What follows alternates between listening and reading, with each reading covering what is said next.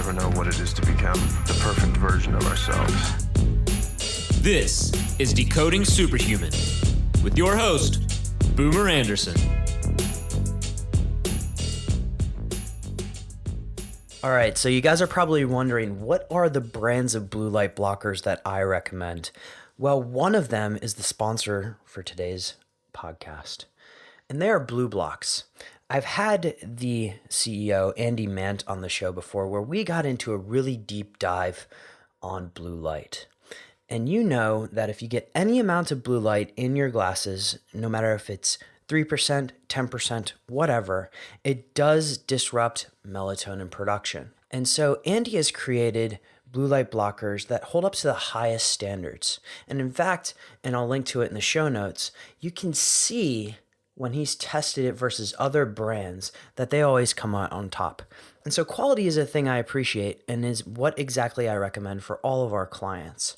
But if you head over to BlueBlox.com, that's BLUBLOX.com, and plug in the code DS15, you're going to get 15% off. And now, on with the show.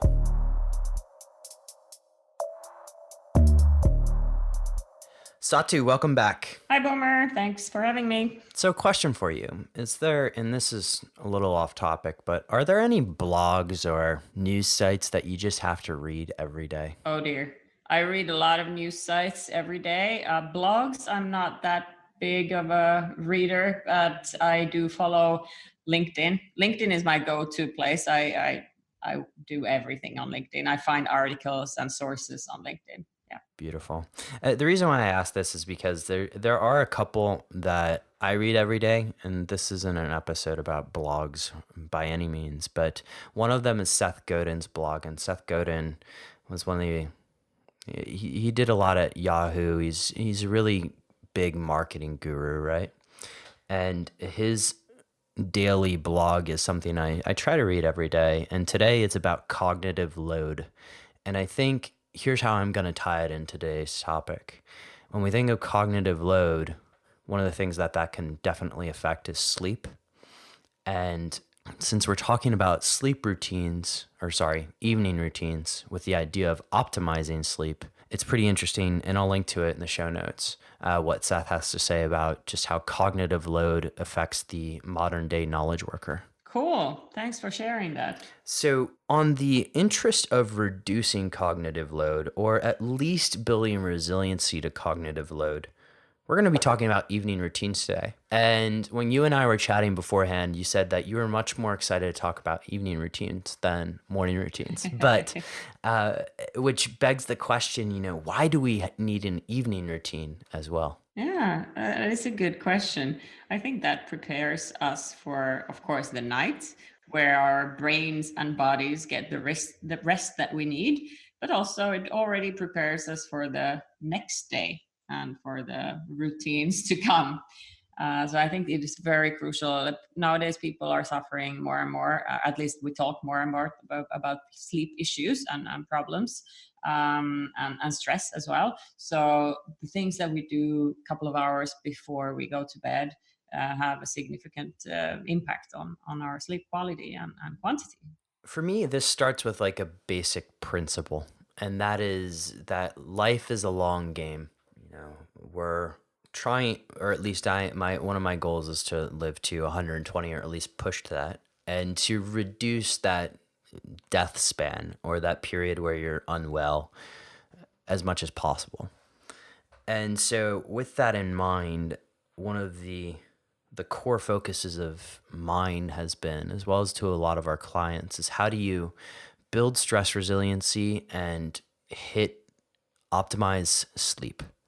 And how do you deliver that on a consistent basis? Because the external stressors don't stop.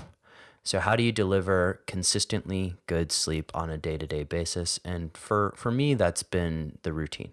And so let's get into routines. What are some of the elements of the routine that you do? And I guess take it from more of a 10,000 meter level.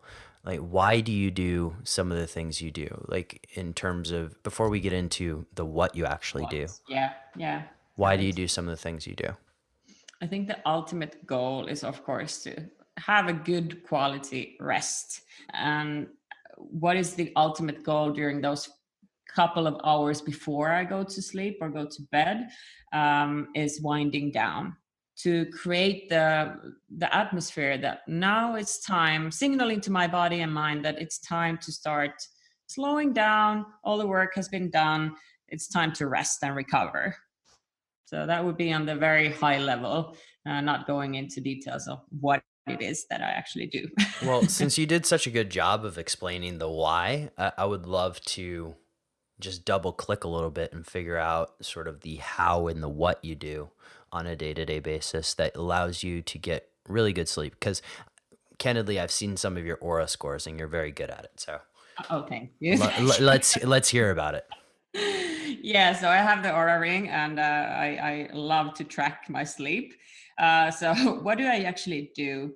I make sure that I get those few hours rest in the evening. And rest in my life means that I'm not working, because I love my job. I love what we do here at Decoding Superhuman, and that also creates the possibly negative aspect of me thinking through the night.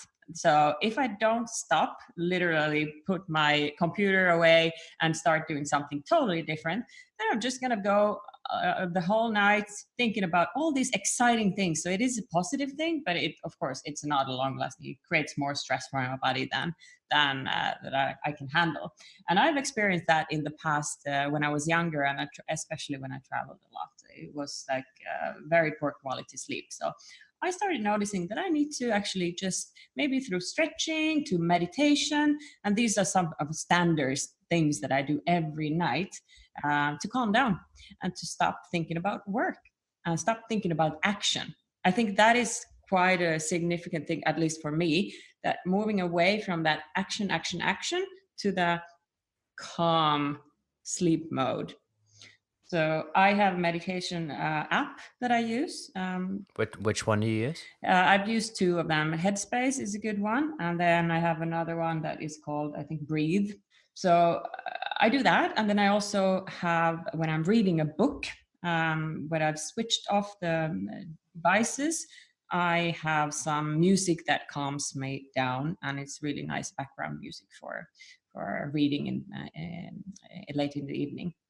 Is it an artist that we've heard of, or is it? No, it's more like sounds for sleep. It's not Gotcha. specific. You can go to Spotify and just write sleep sounds, and you find whatever you like. So those are some of the habits. And of course, then another part of it is the lighting, the environment that you build in your house and your home.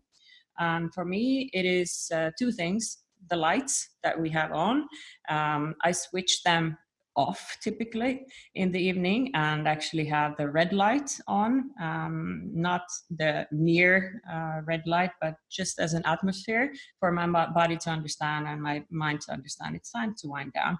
And also I use the blue light blockers. I think that is important also to have a good quality, both the lighting and the blue light blockers. Maybe you can touch upon that. Which ones do we have had on the podcast? And we have some good brands to recommend for you guys.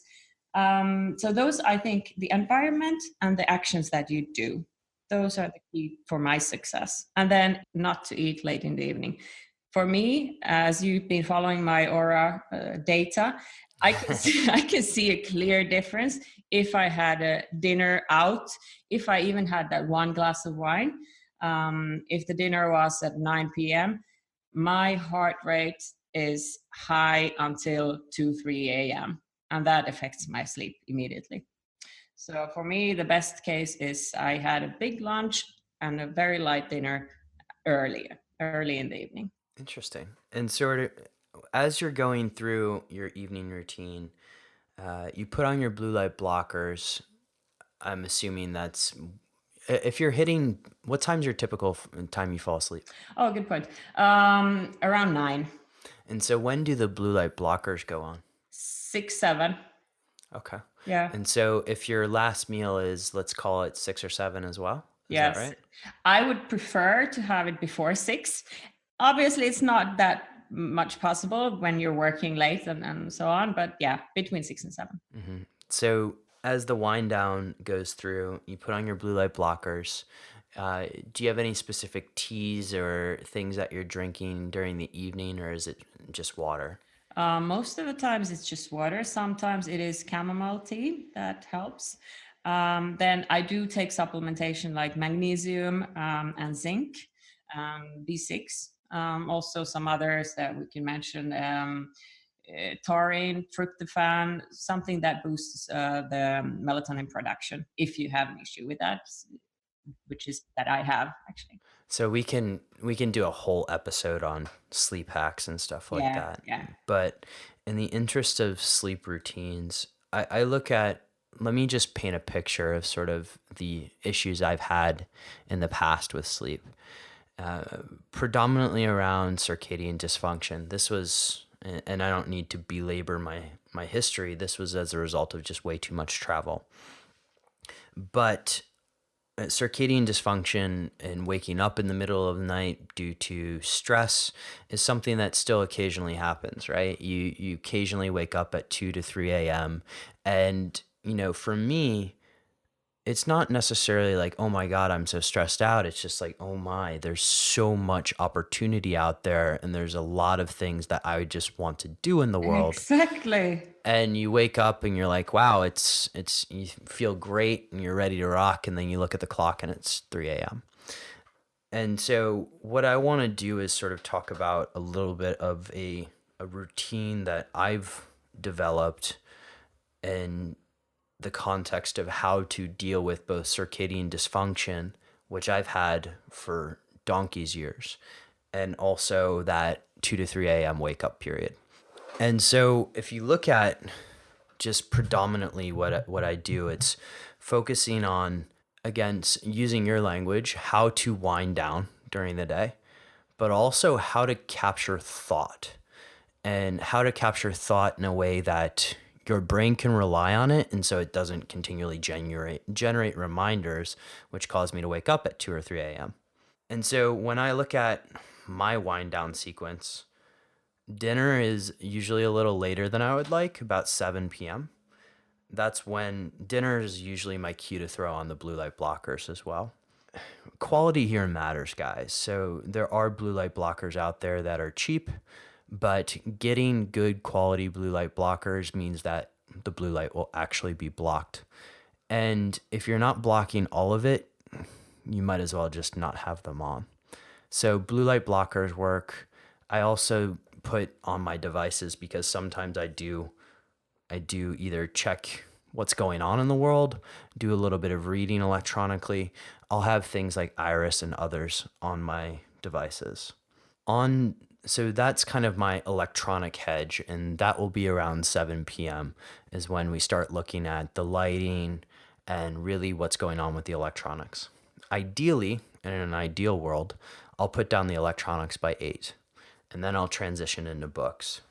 But for me, once I'm done dinner, I'll switch over into a tea for beverage. For me, that's either valerian root, kava, or reishi. And I rotate them just because I don't want to be dependent on any one or the other. I will play around with essential oils too. And this is just something I occasionally add in, where lavender, which lavender's been shown to relax people, that just throwing a little essential oils on your temples can actually increase the quality of my sleep, again measured by aura. But then I'll go on an acupressure mat. Have you seen these acupressure mats? Oh yeah, I've never tried actually, which is a shame. I should. Well, next time you come visit Amsterdam, we'll get you going on the acupressure mat because I enjoy it a lot. I'm a little sadistic, I guess. But you lay on this mat and it's just it's pricking you in all kinds of weird ways. And I know that doesn't sound so great, but it does help relax me and my muscles. Then I'll either go in, before I go into reading, I'll do something, an exercise that I like to call externalizing my brain, which is either a journal or you can use Evernote if you're on the computer, and just sort of getting your to-do list into a place where you can trust that you'll be able to find it in the morning. And this has absolutely revolutionized for me that 2 to 3 a.m. wake up period. So if you want to reduce that, taking your brain and putting it somewhere where you can trust it is a great idea. Because this thing is not a task manager, this brain that is. It's a great thinker, but it's not a task manager. And then I'll finally get into bed, wind my day down with some reading, with some breathing sequences. And usually that will take me right into dreamland. That sounds awesome. Yeah, I think those routines, the last moments, like the last half an hour or 15 minutes of winding down is crucial. And that also puts me to sleep very quickly. The breathing with I also use the lavender oil, and then breathing. Yeah, breathing and meditation, even if it's short, 5 minutes. Exactly. I mean, you can use heart math, and I like heart math just because I like biofeedback, but just simple breathing, box breathing. Well, box breathing is great for focus, but things like, I think it's 4 or 5, 7, 8 breathing. And in terms of just relaxing you, there's so many different breathing techniques out there, and we have numerous podcasts on this, but you guys should check that all out if you're interested in exploring breathing a little bit more. Definitely. Yeah. And what doesn't work for me, by the way, is exercise in the evening. And that's why I always do my workouts in the morning. So what works is stretching. So I do I do ROM wads as a CrossFitter. It's the trendy thing to do. So I do that every evening. So maybe like yoga, some just normal stretching, anything might work for you guys as well. I've worked these in lately as well, just sort of movements, whether it's when I'm lying on the acupressure mat or somewhere else. Hanging has become a big thing for me, just to sort of loosen up shoulders. But just getting some light stretching in before bed is a great idea. Yeah, yeah. One thing we didn't really touch upon is the TV. I think many of the people like to relax in front of the TV. Yeah, let's talk about problems with that. Yeah, that's again the light issue here.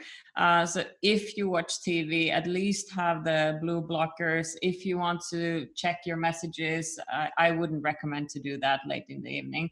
Don't have that as a standard last thing you do before you go to sleep. Check emails.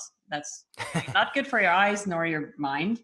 But the TV, yeah, I've personally tried to switch off the TV like 1 hour before I go to sleep if I want to watch TV. I don't do that so often. But then, yeah, switch to the books. And I like paperbacks. I don't have a Kindle or anything. I just have the traditional books. I have both, but just to reiterate something you said, checking email before going to bed is stupid, right? You're just basically asking for a prescription to stay awake all night long. What's the best thing that could happen? You have nothing there, and then you're diminishing your melatonin production if you don't have blue light blockers on. The worst thing that can happen is you get an email from somebody at 9:30, 10 p.m. at night saying, I need this, and then you end up, this monkey mind starts running and it won't stop. And so you'll end up either, best case, waking up at 2, 3 a.m. or worst case, staying up until 2, 3 a.m. to just answer that email. So moral of the story is, cut the electronics as soon as you can at night. If you're going to watch TV, watch something a little bit light, not gripping, and get some sleep. Yeah, and put everything on flight mode. Yes, airplane mode is your friend. Satu, anything else we should add on evening routines? No, not from my side. I think we covered the good parts. Superhumans, if you're listening to this, would love your feedback on these shorter episodes. Podcast at decodingsuperhuman.com. This one could be found at decodingsuperhuman.com/evening routines. Enjoy and have an absolutely epic evening. Sleep well.